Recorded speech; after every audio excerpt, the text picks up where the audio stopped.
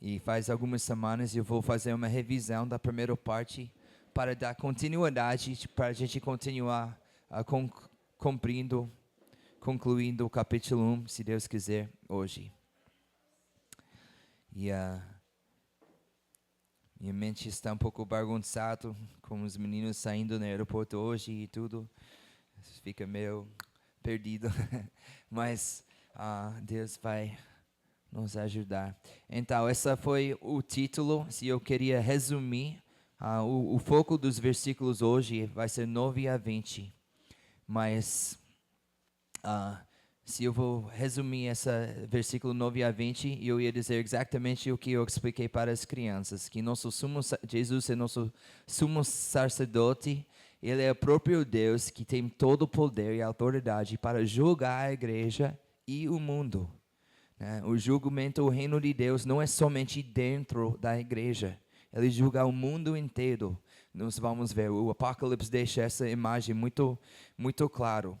Então a gente vai fazer uma revisão rápido e depois continuar para o versículo 9. Mas no prefácio, versículo 1 a 3, nós vemos que a revelação foi singular. Deus, o Pai deu para Jesus uma revelação singular, não foi revelações. Foi uma revelação e ele deu essa revelação, permitiu Jesus dar essa revelação para seus servos. E a palavra é escravos, somos escravos comprados com a sangue de Jesus. Se você lembra esse detalhe, a gente abordou. Nós falamos sobre o estilo, quando ele falou no prefácio que deu a conhecer, a palavra grego significa que ele comunicou pelo sinais, os símbolos. Então nós entendemos que o estilo dessa leitura é uma forma de escrever simbólico, que ele vai comunicar através de símbolos, dentro dessa sonho, essa visão que foi dado para João, que ele hoje vamos ver que ele foi mandado para escrever o que ele foi permitido a ver. Nós falamos também sobre o tempo, que o contexto, a gente não vai abordar tudo, mas a gente falou sobre princípios de interpretação, que são muito importantes quando você estuda a Bíblia, que você aplica bons princípios de estudo bíblico para não chegar a qualquer conclusão ou interpretar em qualquer forma. Mas tem uma maneira correta para estudar. E uma coisa é quando uma profecia está dada, a gente sempre tem que olhar nas indicações de tempo que está dado dentro da própria profecia. Então, se a Bíblia fala, olha aqui, esse é um decreto sobre Samaria, ela não refere de Rússia 3.000 anos depois. A referência foi uma profecia sobre aquela cidade ou aquela civilização. Então, a mesma coisa aqui, João é muito claro para destacar, muitas vezes, que essa profecia é sobre as coisas que vai acontecer em breve, rapidamente. É uma palavra que sinalizar o fato que os eventos vão acontecer muito logo depois que ele foi dado essa visão. A gente veja também que ele fala,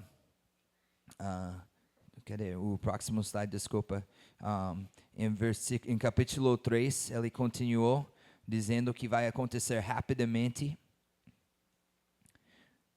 Eu pulei o slide, desculpa, eu me perdi. Mateus 26, 18, quando Jesus estava tomando a Santa Ceia, a gente acabou de tomar a Santa Ceia, quando ele estava procurando um lugar para tomar a Santa Ceia, ele falou, porque meu tempo está, a frase em inglês está no mão, está na porta, está aqui agora, está presente.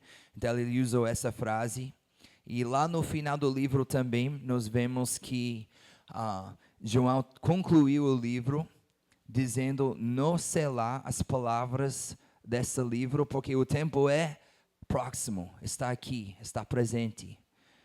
Então, você pode comparar essa com uma visão para Daniel, que Deus uma vez deu uma profecia para Daniel, que foi para centenas de anos, 600 anos no futuro, e Deus fala, sela a palavra, porque não está por agora. Mas essa profecia, ele está dizendo, não selar as palavras, essa profecia, porque o tempo é agora. Então nós temos já o contexto da profecia dado pelo João, as indicações de tempo que acontecem em muitos lugares nesse livro. A gente não vai abordar de novo, mas só para relembrar um pouco a ideia. A gente, em versículo 4 a 6, nós vemos que foi escrito para os 7 igrejas. Vai para o mapa, por favor, só resumindo rápido, né? Que João estava em Patmos, uma ilha aqui, e ele escreveu para essas 7 igrejas, que eram as 7 igrejas mais próximas da localidade onde ele estava.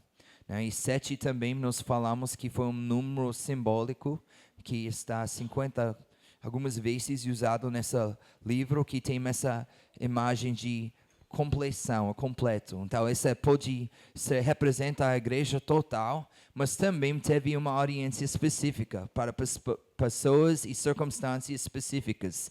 E foi essas 7 igrejas que vai começar no próximo capítulo, onde ele vai tratar cada igreja individualmente, baseado em suas circunstâncias individuais.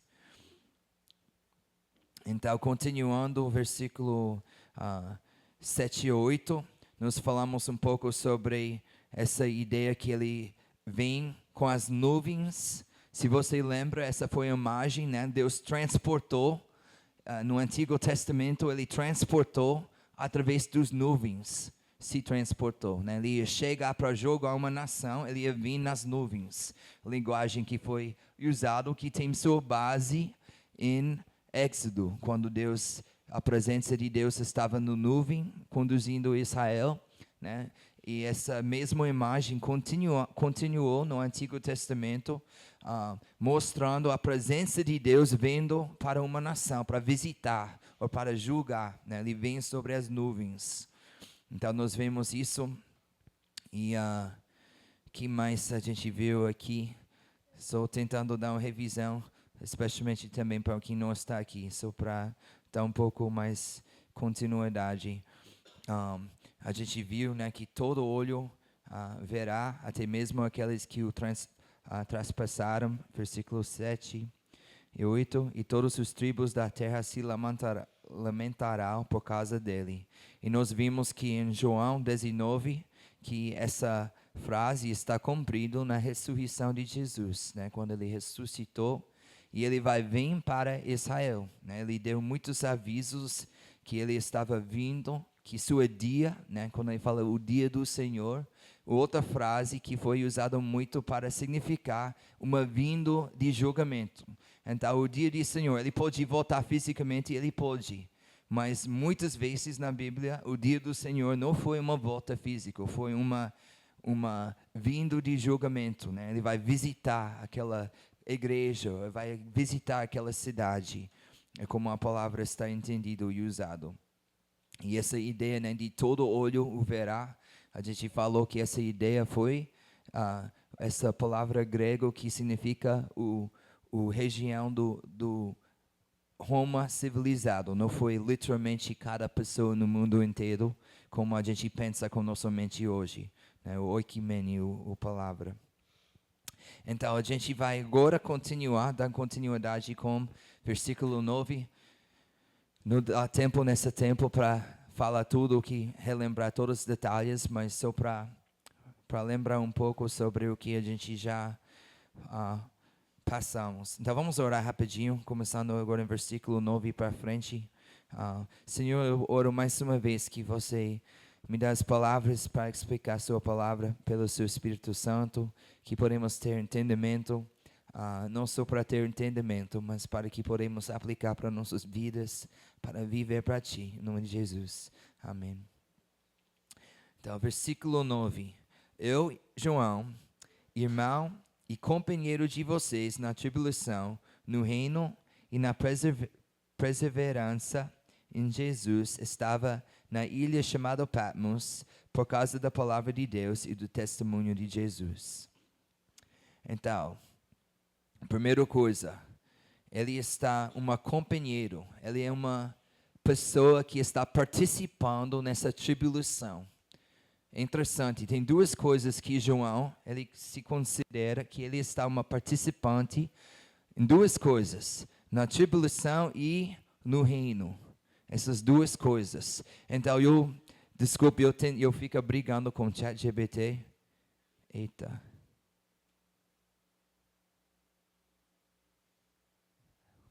O arte deu certo? Ok. Minha fica distorcida. Eu fico brigando com o ChatGPT, tentando fazer a linha do tempo. Ela fica misturando. Então, eu acabei de escrevendo com caneta. E você vai ter que ler minha caneta. Mas eu queria apresentar rapidamente duas ideias gerais sobre a interpretação do Apocalipse. Então, eu não coloquei todos os detalhes, todas as diferenças, mas eu quero só explicar, em geral, né, duas linhas do tempo, ok? Essa primeira linha do tempo é a posição que estou ensinando aqui hoje, que acredita no reino de Jesus agora, né, no presente, o reino presente de Jesus. Essa acredita que Jesus, quando ele ressuscitou, ele começou seu reino, e quando ele volta, ele vai entregar o reino para Deus Pai. Então, essa é a visão que eu acredito e que eu vou explicar nesse texto aqui. Mas eu quero dizer, né, o outro que fica um pouco invertido, eu quero dizer que esse livro não é um livro que deveria dividir crentes. Né? Tem pessoas muito piedosas que acreditam em dois lados. Não é uma razão que a gente deveria, você é errado, A gente estuda, entender os dois lados, você decidiu o que você acredita, mas independente do que acontece hoje, amanhã, seja uma tribulação, chega amanhã, que pode acontecer, qualquer sistema de teologia você tem que ser fiel, né? A gente precisa ser fiel a Deus, independente das circunstâncias.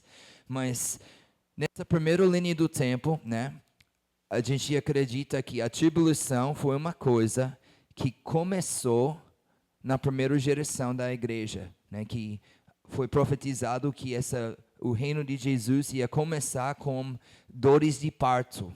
Então, essa foi o dores de parto. Aquela primeira geração sofreu muito, né, todos os discípulos foram assassinados, menos João, que escreveu esse livro, segundo a tradição da igreja. Então, o que eu quero dizer aqui, que esse momento aqui, não é que somente tem essa tribulação, não é que não pode ter mais, mas existia uma tribulação específica que foi profetizada pelo Jesus, e ele até contou para seus discípulos que eles vão enfrentar tribulações. A gente vai olhar nisso em um momento aqui.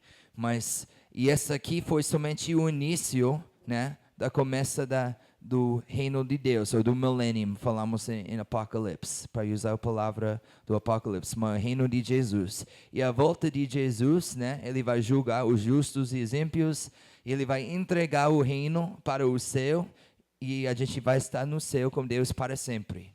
Esse é o sistema tradicional, que essa era mais comum. Se você pega os comentários da Bíblia, durante muito tempo, você vai ver muitas coisas consistentes com esse sistema. Eles não criaram esses sistemas, então você tem que olhar em cada capítulo como eles interpretaram para entender qual lado eles favoreceram. O outro, essa segunda linha do tempo é mais comum hoje. Hoje esse sistema é mais popular, onde acredita que teve a época da igreja e vai ter a tribulação. Algumas acreditam que a volta de Jesus vai ser antes, algumas no meio, algumas no final. Onde você coloca essa não importa, mas depois da tribulação, Jesus volta em um momento e começa seu reino, e ele vai estabelecer seu reino para 1000 anos depois. Mas o que eu quero vocês entender é essa interpretação aqui. Quando fala sobre essa tribulação agora em Apocalipse, eles vejam que está falando sobre um evento 2000 anos longe de quando o livro estava escrito. Você está entendendo ou não? Todo mundo está comigo? Eles vejam que a tribulação não vai acontecer logo. O tempo não está no mão, não está batendo na porta. É 2000 anos para frente, e João não vai ter nada a ver com essa tribulação. Entendeu? Segundo essa segunda linha do tempo. Mas João está considerando, né, que ele é uma participante na tribulação e no reino, né? O reino, ele não está uma participante nessa e essa, ele está uma participante nessa aqui. Essa é o que eu acredito, o que estou, o perspectivo que estou apresentando hoje. Então, pode abrir para suas Bíblias, Lucas 21, 12 e 13. Tem muitos versículos que eu posso colocar, mas só para levar a ideia, eu vou só apresentar uma aqui hoje. Lucas 21, 12 e 13. Antes, porém, de todas essas coisas, vocês serão presos e perseguidos. Vocês serão entregues às sinagogas e lançados nas prisões. Serão levados à presença de reis e de governadores por causa do meu nome. Isso acontecerá para que vocês deem testemunho. Percebe que Jesus está falando vocês. Ele está falando para seus discípulos, dizendo que vocês vão dar testemunho nas sinagogas. Vocês vão ser presos. Vocês. Então, essa não foi uma ideia nova no Apocalipse, né? Essa foi uma coisa bem profetizada pelo próprio Jesus para seus seguidores, especificamente para seus 12 discípulos. Então, o segundo coisa aqui, né? O segundo parte, essa ele é participante. Nessa palavra grega também significa especificamente que ele é mesmo juntos participando nesse evento. Não tem um outro sentido possível na língua original. E a segunda parte aqui é no reino. Ele é participante no reino. E eu não vou abordar todos esses versículos aqui hoje, mas se você quer bater foto ou pegar o slide depois, você pode ler com calma. Você vai ver que tem muitos versículos. Principalmente eu ia começar com 1 Coríntios 15, que na volta de Jesus, né, nesse momento, né, na ressurreição dos mortos, ou dos que já faleceu, né, os justos e os ímpios, nesse dia, na volta de Cristo, ele vai entregar seu reino para o céu, onde nós vamos estar com o Senhor para sempre. Essa é a nossa esperança do céu, né, na volta de Cristo, ou se nós morremos antes que ele volta, essa é a esperança do céu. Então, não é uma coisa que é muito, muito distante, depois uma outra millennium no futuro, mas uma coisa na volta de Cristo que acreditamos que vai acontecer. Então, João estava participando no reino. Vamos para o versículo 10 aqui. Achei-me no Espírito no dia do Senhor e ouvi atrás de mim uma voz forte como trombeta. Foi comum no Antigo Testamento que a voz de Deus é como trombeta, né? E ele usa essa frase aqui. Mas uma frase aqui interessante que eu acho que é interessante, ele fala: ache-me no Espírito no dia do Senhor. E essa frase às vezes está interpretado para significar foi um domingo quando ele recebeu essa visão. Mas essa ideia desenvolveu mais tarde na igreja. No Novo Testamento, o dia do Senhor nunca significava domingo. Então, provavelmente essa não foi a ideia. Foi mais no contexto que o dia do Senhor era o dia do vindo, o dia do julgamento. Né? Esse foi o dia do Senhor, em minha dia. O versículo que eu dei aqui para vocês, a gente vai olhar depois. Mas primeiro, deixa-me só falar rapidamente onde vem essa ideia que é referendo ao domingo. Né? Muitos anos depois, na tradição da igreja, tem a Didache que foi escrito, que é um dos manuais mais antigos sobre o culto, instruiu a igreja no dia do Senhor, nós reunimos e partimos o pão. Então, a igreja estava reunindo no dia do Senhor. Então, nós continuamos nessa tradição da igreja, reunindo no dia do domingo. Então, tem esse padrão, que podemos ver esse padrão um pouco em Atos, mas não foi chamado o dia do Senhor na Bíblia, né? Essa foi a primeira vez que nós vemos essa frase referendo de domingo. E também Inácio de Antioquia, que falou em seu trato aos magnícios, descreveu os cristãos como não vivem mais para o sábado, mas para o dia do Senhor. Então, isso refere domingo nesse contexto. Então, tem essas frases onde a primeira igreja começou a usar a frase para domingo, o dia do Senhor, mas provavelmente nesse momento a ideia foi mais nessa ideia que o dia de Deus. Se você ler Lucas 17, 24, porque assim como o relâmpago que resplandece e brilha de uma extremidade do céu. Desculpa, eu não sei como me fazer.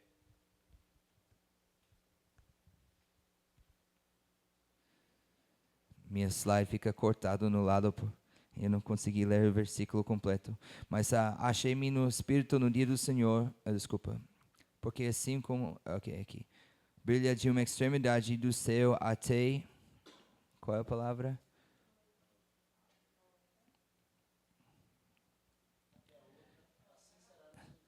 Brilha em uma extremidade do céu até outro, assim será no seu dia, o Filho do Homem. Então, no seu dia, né, está referindo o dia de Deus. Então, esse é o dia do Senhor. Né? Ele referiu, se você quer muitas referências, você pode pesquisar mais, mas eu dei a lista aqui no próximo slide para você ter uma ideia. No Antigo Testamento, Isaías 13, 6 a 13, você pode ver que contra a Babilônia foi a dia de Deus, foi um dia de destruição e ira. Em Jeremias 46, 10, foi um dia de vingança do Senhor contra o Egito. Em Ezequiel 33, o dia de Senhor foi contra o Egito e as nações vizinhas. Ezequiel capítulo 30, versículo 3, o dia do Senhor foi contra o Egito, eu falei isso já. Joel 1:15, dia de destruição de parte de todo o poderoso. Joel 2, 1 a 11, foi um dia grande e terrível de trevas e juízos. Eu não vou ler todos, mas se você faz um estudo, você vai descobrir que essa frase foi muito comum, não foi raro, foi muito comum. Também no Novo Testamento, a mesma frase está usado assim também. Em Atos 2, 20, e sol converterá em trevas e a lua em sangue, antes que venha o grande e glorioso dia do Senhor. Então, quando João estava no Espírito, no dia do Senhor, provavelmente ele estava referindo no vindo do julgamento de Deus. Ele estava no Espírito nesse momento.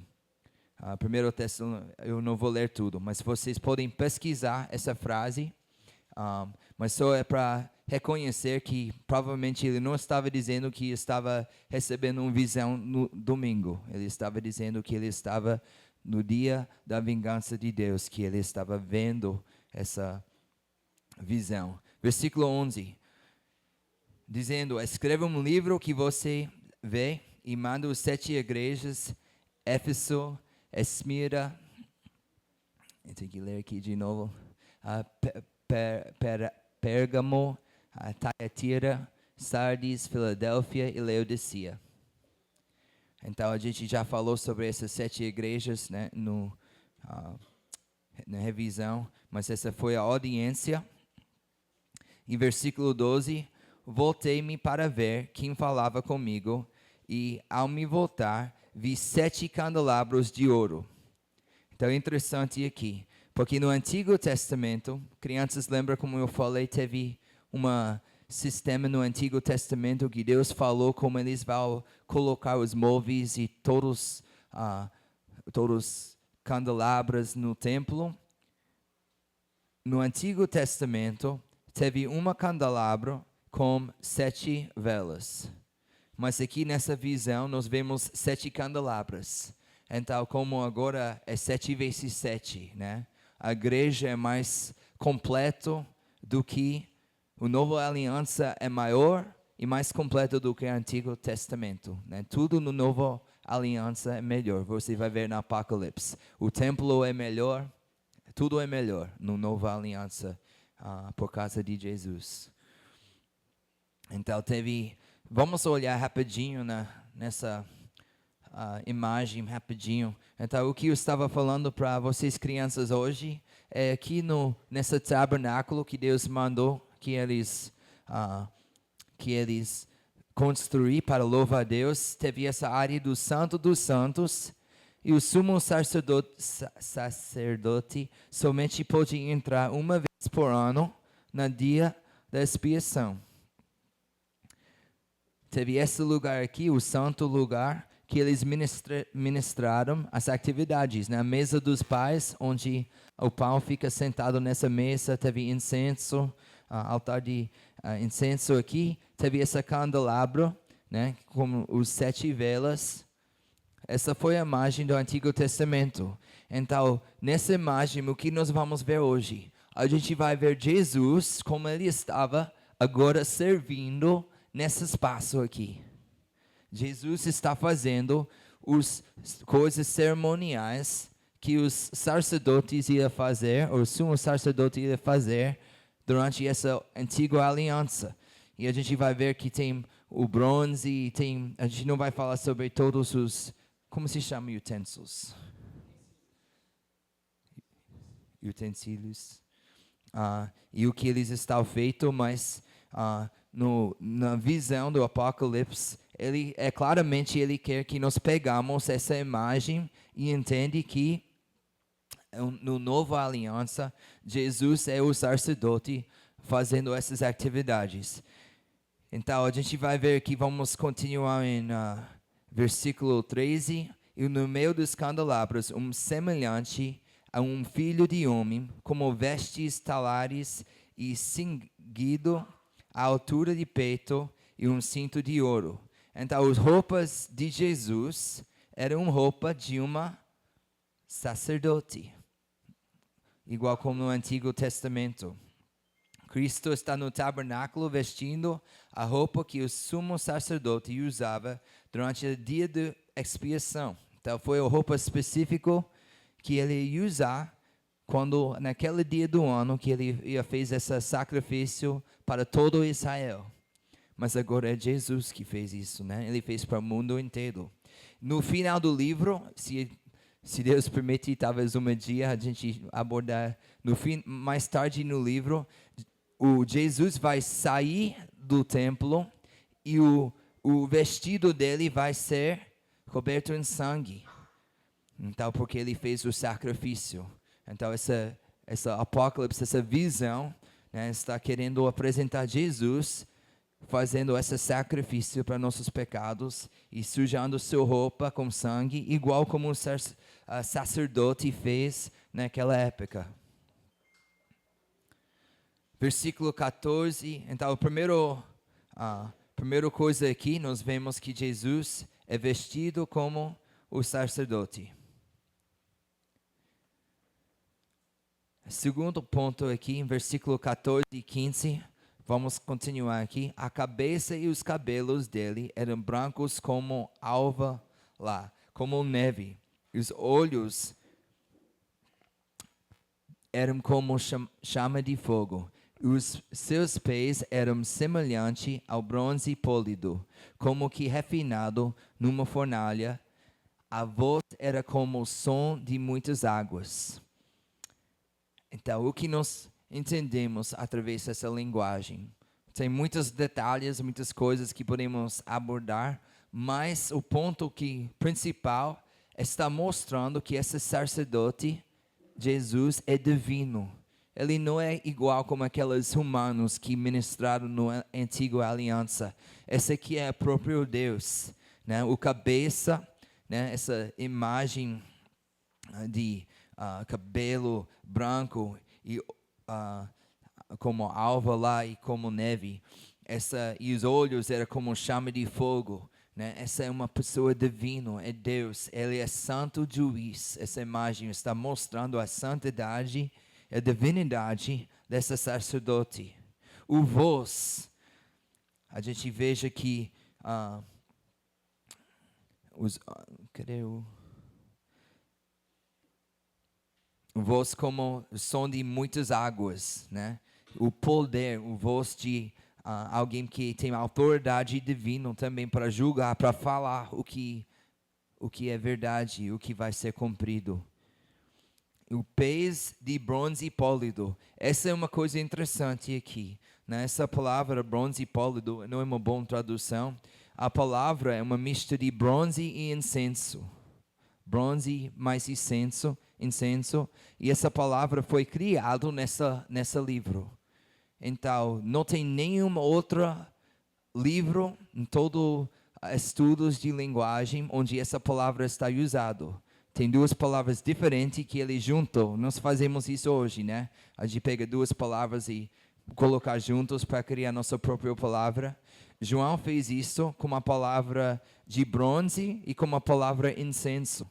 Então, o que ele está querendo vai para o próximo slide aqui. O bronze, teve muitas coisas de bronze e aqui teve incenso.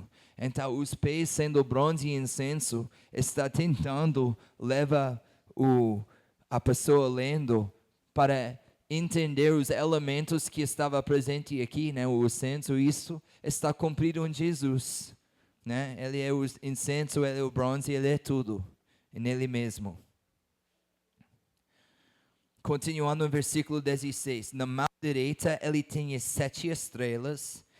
De sua boca saiu uma afiada espada de 2 gumes.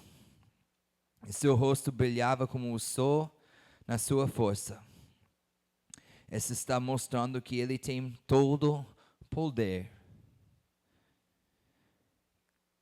Vemos mais adiante que essas estrelas representam os mensageiros ou ministros das igrejas. Isso é interessante. A gente vai ver, mas essa está endereçados para os ministros das 7 igrejas, os anjos. Mas os anjos, essa é uma palavra que significa os mensageiros dos 7 igrejas. Então, quando a gente chegar falando dos 7 igrejas, entende que a letra não foi para a igreja, foi para o pastor da igreja. Assim, essa faz sentido, né? O mensageiro da igreja. E a espada de 2 gumes que procede de sua boca fala da autoridade de suas palavras para julgar a igreja e o Estado. A gente vai ver isso, né? Não estou somente falando da igreja, mas muito claro que está falando sobre as nações também.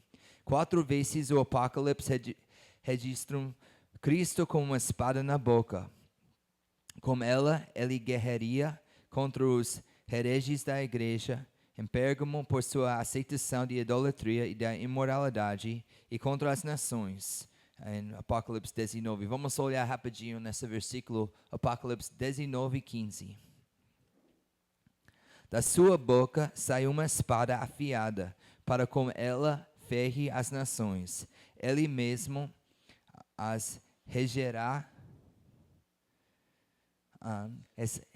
como cetro de ferro, e ele mesmo e o que pisa o lagar do vinho do furo do dia ou da ira do Deus Todo-Poderoso.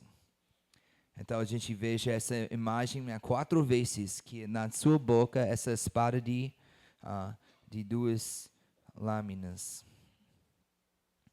O seu rosto brilhando como o sol e na sua força. Esse último aspecto de Jesus, em versículo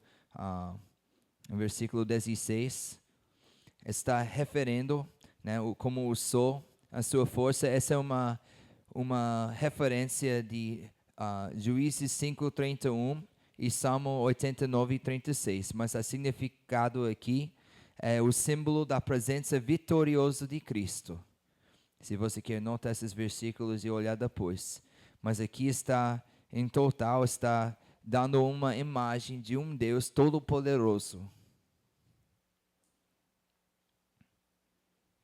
Versículo 17 e 18. Continuando aqui.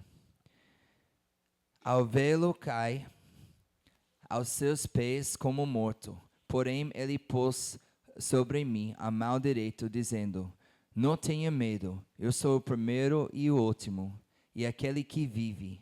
Esteve morto, mas eis que estou vivo para todo sempre, e tenho as chaves da morte e do inferno. Então, a primeira coisa, cair como morto. Essa é uma coisa comum quando alguém tem uma encontro com Deus, né? Uma teofania no Antigo Testamento. Você pode pensar sobre Isaías 9. Isaías 9, quando ele teve uma visão e ele estava na presença de Jesus, né? Ele teve essa mesma experiência, né? Ele caiu como morto. Ele fala: eita, eu sou um homem de lábios impuros. E Deus tocou a boca e depois Deus falou: quem vai? Ele fala: eu vou. Depois você se encontra, né? Como esse Deus Santo, que ele sem a graça de Deus, sem tocando a boca de Isaías, ele estava morto diante de Deus. Então, isso está mostrando a divindade de Cristo, porque é uma visão de Jesus em sua glória. Lembra, quando Jesus estava nessa terra, né? Ele teve essa glória, ele deixou a glória do céu, ele deixou a manifestação de sua glória quando ele se tornou carne. Mas agora, vendo Jesus com toda a sua glória, está vendo Deus. É igual como lá no Antigo Testamento, quando Isaías teve esse encontro com Yahvé, com Deus, né? Essa mesma glória está sobre Jesus, que você não pode estar na presença de Jesus sem pensar: eu vou morrer, né? Se não for para a graça de Deus. Nessa caso, então a gente veja a mesma coisa: não tenha medo. Então, sem a graça de Deus, igual como Isaías, sem a graça de Deus, não tem como estar na presença de Jesus em sua glória. Então, esse é o nosso rei ressuscitado, né? No céu, ele não vai estar com essa glória coberta como estava em sua humanidade aqui na terra. Então, nós vemos que ele tem autoridade sobre a sepultura, nesse versículo aqui. Então, não tem medo, eu sou o primeiro e o último, e aquele que vive. Essa aqui é outra coisa. Se você quer provar que Jesus é Deus, né, para alguns como muçulmanos, né, que não acreditam na divindade de Jesus, pode levar eles para esses versículos aqui. Aqui ele vai chamar o mesma coisa que Yahvé chamou para ele mesmo em Isaías 44:6. Jesus vai chamar para ele mesmo aqui. Então, abre suas Bíblias para Isaías 44, versículo 6.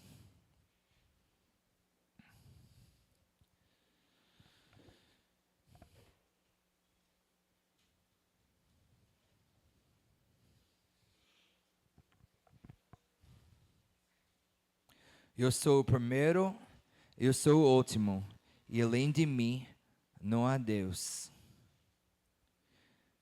Interessante, né? Que essa é Yahvé falando dele mesmo. Deixa eu me puxar aqui. Entendo?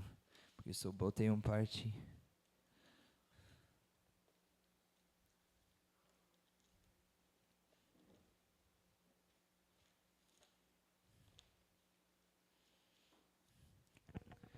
Ele se chama o que vive, assim como Deus é frequentemente chamado no Antigo Testamento de o Deus vivo.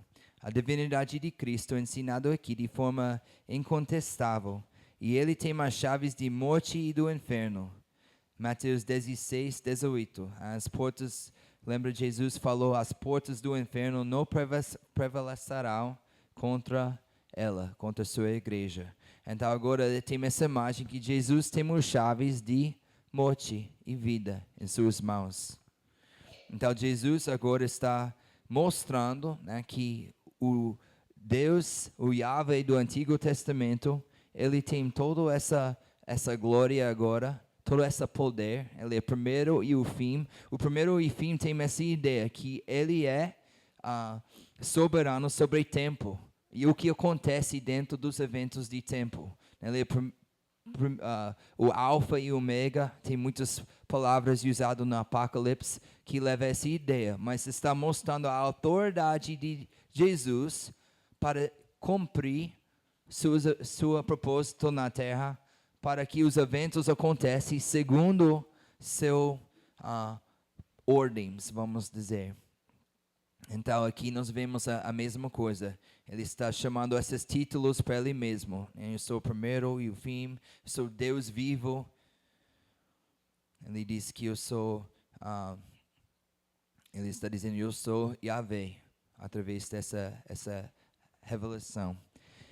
Então, só relembrando, então, Jesus ele é vestido como roupa do sacerdote, né? A gente viu o segundo ponto que ele é divino, o novo sacerdote é divino, através dessa aparência de Jesus, está mostrando sua divindade. Ele tem todo o poder, nós vemos, né, em sua mão, ele tem essas estrelas, em sua boca, essa espada que tem poder para julgar a igreja, que vai julgar a igreja, essa boca com duas espadas vai julgar a sua igreja, nos próximos capítulos, e também as nações que nós lemos mais tarde no Apocalipse.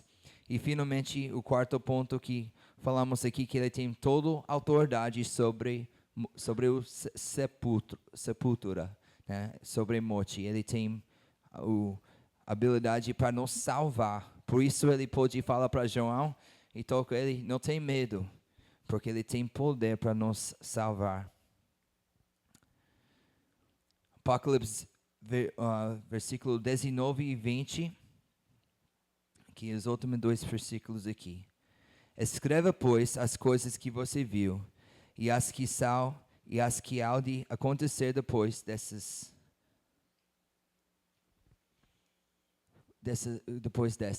Quanto ao mistério das 7 estrelas que você viu na minha mão direita, e quanto aos 7 candelabros de ouro.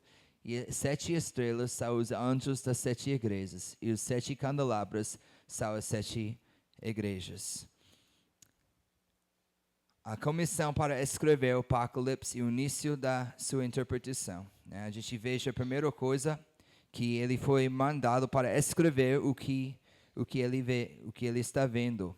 Eu falei antes, mas para repetir, a palavra original para anjos aqui, ângelos, significava mensageiros humanos. Então ele não estava falando sobre anjos, não foi anjos que foi mandado, mas mensageiros humanos. As cartas são tecnicamente endereçadas a cada um dos mensageiros e não cada um das congregações. Então, para Filadélfia, né? Foi para o mensageiro de Filadélfia. Está falando sobre pessoas humanas. Lemos Apocalipse 2:1, o anjo da igreja de Éfeso escreve. Apocalipse 2:8, o anjo da igreja Esmirna escreve. Apocalipse 2:12, o anjo da igreja em Pérgamo escreve, etc. Então, as cartas estão escritas para os mensageiros. Segundo, esses mensageiros são desafiados e serem fiéis nessas cartas. Por exemplo, lemos, na igreja em Éfeso escreve, em seguida a carta critica o anjo, o mensageiro, tenho porém contra você, singular, né? Eu tenho isso contra você, esse mensageiro. Então, nessa visão, a gente vai ver que Deus tem algumas coisas contra algumas desses mensageiros. Então, claramente não foi anjos, né? Foi os pastores da igreja que estava sendo referido. Então, em conclusão, o que nós entendemos através dessa ideia, né, que é para os mensageiros, aquelas que são pastores nas igrejas têm uma grande responsabilidade, né?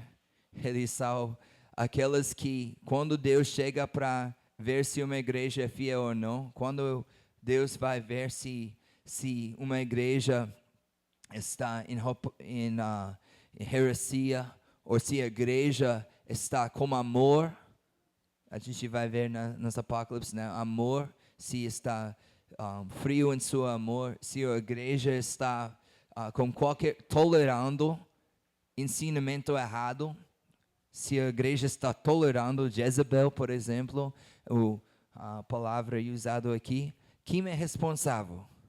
O pastor, né? O mensageiro. Vai ser a congregação inteira, mas especificamente, né, quem foi confiado para conduzir, para pastorear né? Esse rebanho eram os pastores. Então, o mensageiro que Deus vai tratar é os pastores, os líderes da igreja, nesse contexto aqui. Então, um grande papel, Gabriel, sendo um pastor, é um grande papel, né? Porque a gente lembra que cada um de nós vai dar conta a Deus, né? E o pastor tem essa responsabilidade para pastorear a igreja. No futuro a gente vai ver o papel de proteger a igreja contra doutrinas falsas, mas também no outro lado para que a igreja continue vivendo em amor, estimulado para servir Deus, para fazer as obras que nossa fé exige de nós, né? Que a gente não é só uma coisa religiosa. Eu cheguei aqui e falei tudo certo, tudo bem. Deus veja o coração. Ele sabe. O que sai de sua boca é uma espada com dois lados, dois lâminas, né? Ele tem essa autoridade e poder para olhar nossos corações e veja que sua igreja está correto ou errado. Então, essa é a aplicação de hoje, né? Que é nosso sumo sacerdote, né? Ele foi no templo, ele pagou o preço na cruz. A gente falou, né, na primeira pregação sobre nosso papel como sacerdotes, embaixo do sumo sacerdote, um grande privilégio. Nosso sangue é limpa, nosso relacionamento entre Deus está restaurado. Nós vemos isso na primeira parte do livro, e agora nessa transição estamos vendo quem Deus é, esse Deus divino, todo-poderoso, esse Deus que já veio do Antigo Testamento, agora com toda glória, todo poder, os chaves do morte, o chave do sepulcro, eu não sei bem as palavras, mas vocês estão entendendo? Esse é o Deus agora que vai falar para os pastores da igreja. Pode pegar essa imagem, o que estou dizendo, nessa glorioso Jesus, é aquela que agora vai tratar o comportamento de cada um dentro da igreja e os líderes, primeiro, né? Vai tocar as nações mais tarde no livro, mas antes que Deus vai olhar para o mundo, começa com onde? Com em casa, né? Começa com sua igreja.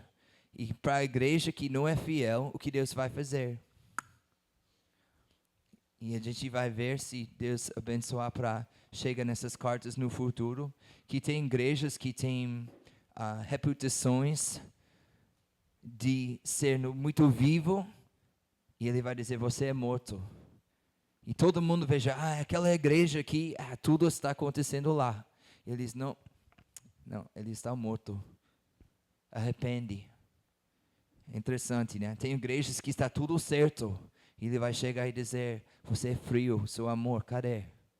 Então a gente tem que tomar cuidado, porque Jesus é completamente qualificado e sábio, né, para conduzir sua igreja. Ninguém pode enganar Jesus agora.